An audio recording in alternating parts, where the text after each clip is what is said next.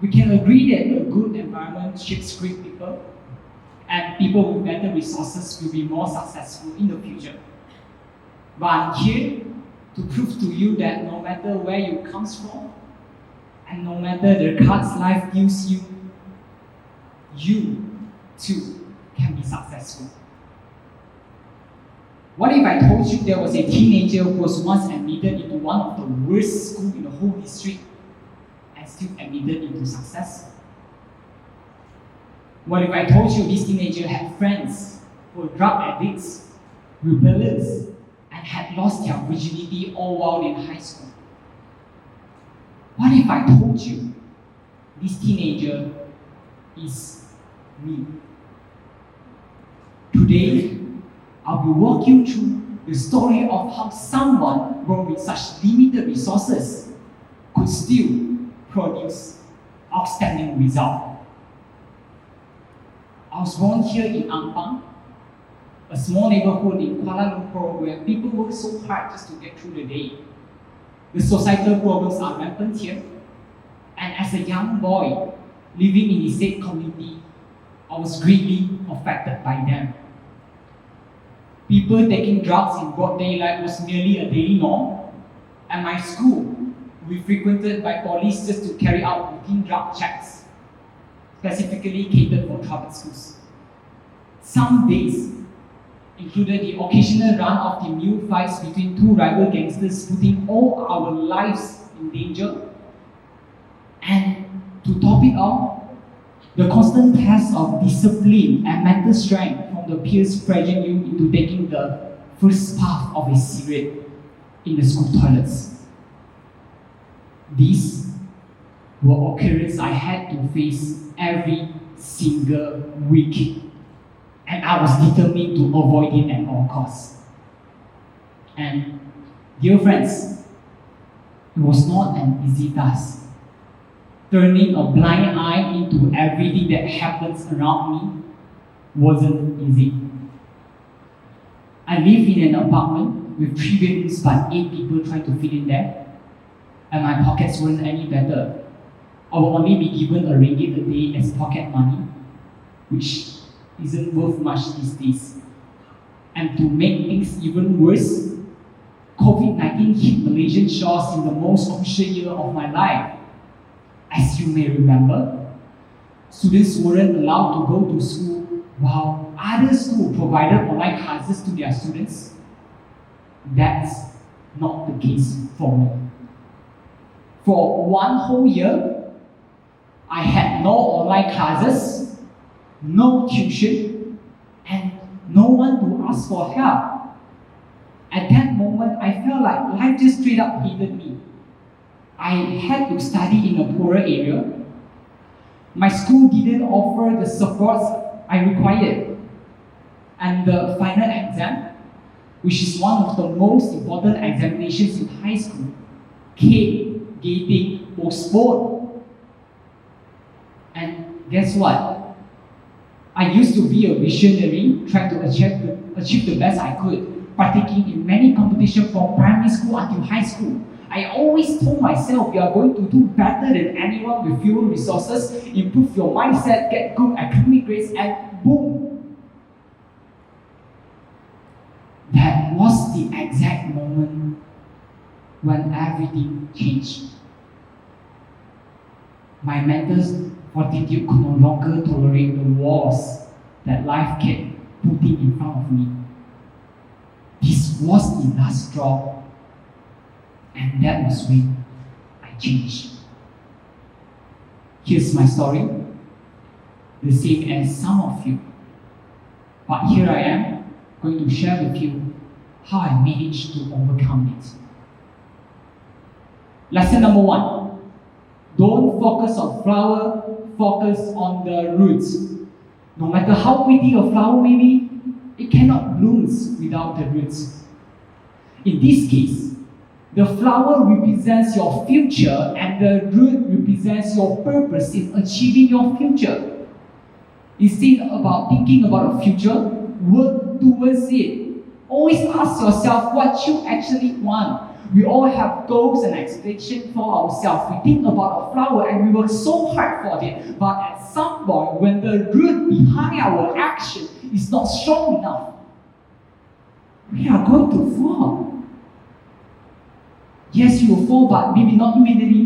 But yes, you will fall when things get more complex. Not once, not twice, but many times more. I told myself this. Yes, this is not what I want. Yes, I need to do something. Yes, I got a few months in hand, and yes, I'm nowhere near my goal. And 1,000 years later, I finally discovered my own sense of purpose. Self-questioning is the key here. Lesson number 2. You don't need a dream to be successful. Yes, you're not hearing me wrong. I said you don't need a dream to be successful. It's been said that a dream shouldn't be called a dream if it's not big enough. We need to dream big. And because of that, a dream is often something unachievable and unrealistic. Additionally, a dream has evolved into a rivalry where if you have one, then I must have one too. So here's what typically happens. People set a dream that they wanted to achieve, but 90% of them didn't accomplish anything or even put any effort into it. Why? One, it's because the word dream is way too hard to achieve and it didn't drive you the motivation or the strength to work towards it. Two, the use of the word dream as a catchphrase to draw attention and to establish your visionary status. I want to make it clear that it's totally acceptable not having a dream, and you don't have to push yourself to do so. Just make sure not to make others people dream your dream. The key idea here is to be you.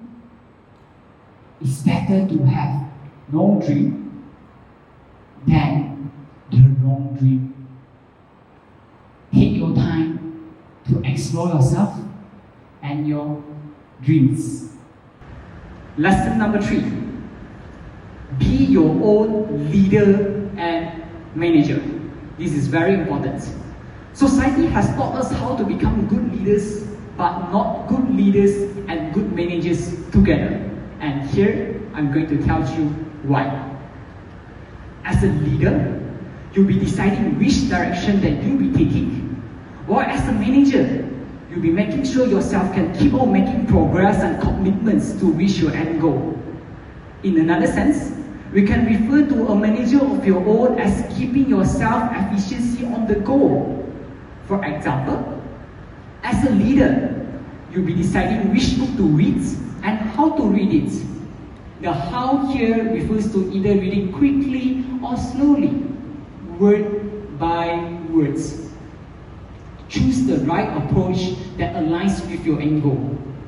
While for a manager, you'll be deciding how many pages that you will read each day and schedule your reading time so that you can complete the book in the time you allocated yourself. Ultimately, you can't be successful just by being a leader. You also need to be a manager. You need both. Yes, both. I can confidently say that thanks to these 3 lessons, I received all A's for my SPM. At age 18, I had a book published and had executed multiple mega projects all around Malaysia under certified national level NGO YouthCare Malaysia. I've been volunteering almost all my spare time to aid the unfortunate. So here I am, born in a small neighborhood with serious social issues, learning with limited resources, and still managed to stretch to my limits. To everyone here, I want to let you know that you are stressed because you are not stretched enough. Always keep in mind you are more than where you are from. Life constantly gave me a hard time, instead of doing nothing and complaining about it, I made the choice to improve my situation and to leverage what I had to be better. Always believe in yourself when your inner heart tells you to stop, give up, and quit. It starts with this you. You are going to get there despite all the walls and obstacles life puts in front of you. You will succeed in whatever path that you take because you are more than where you are from. No one can stop you. No one can question your decision. And no one can decide your future but you. If I can, you can. Remember, you are more than where you are from. Thank you.